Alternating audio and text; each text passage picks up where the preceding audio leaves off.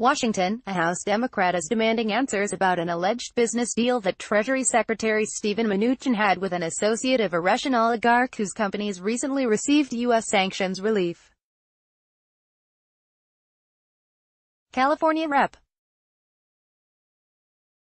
Jackie Speier, a member of the House Intelligence Committee, sent a letter to Mnuchin last week seeking answers about a deal he reportedly made in 2017 with an associate of Oleg Deripaska's, the billionaire aluminum magnate whose company's treasury surprisingly announced it would be taking off the formal sanctions list in December.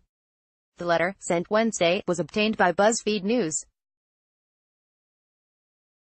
Mnuchin's department has been embroiled in a fight on Capitol Hill over Treasury's decision to lift sanctions on companies controlled by Deripaska, the oligarch connected to President Donald Trump's former campaign chair, Paul Manafort.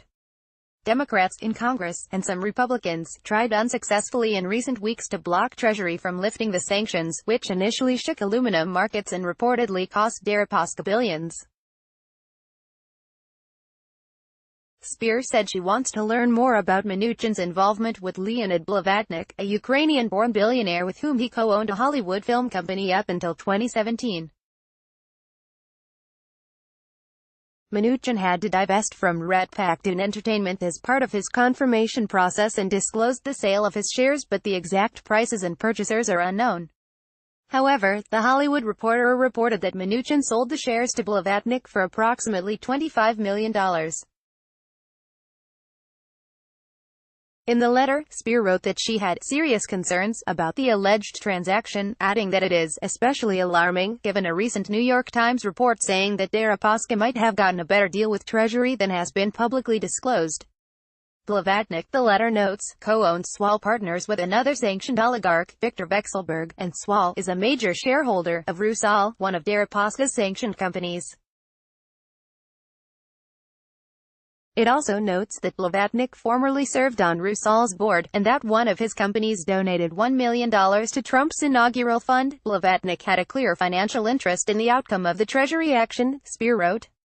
The letter acknowledges that Mnuchin disclosed the sale of the shares, but argues that Mnuchin's relationship with Blavatnik and involvement in easing sanctions is clearly a conflict of interest. The letter asks a series of specific questions about the sale of the Rat Pack shares, including the date of the transactions, names of purchasers, value of the sales, whether Mnuchin sought ethics advice beforehand, and more.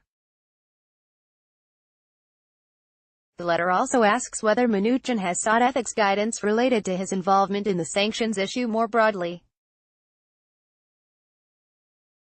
Moreover, the letter asks whether Blavatnik has tried to communicate with Mnuchin directly about the sanctions. The Treasury Department did not respond to a request for comment. On deck. 3 days before the federal government was set to shut down, the Treasury Department announced that significant restructuring and corporate governance changes at 3 Deripaska-controlled companies, including Rusal and N, would enable them to meet the criteria for delisting. Treasury first imposed the sanctions on Deripaska, a close confidant of Russian President Vladimir Putin, and his companies in April 2018 in response to Russian interference in the last presidential election.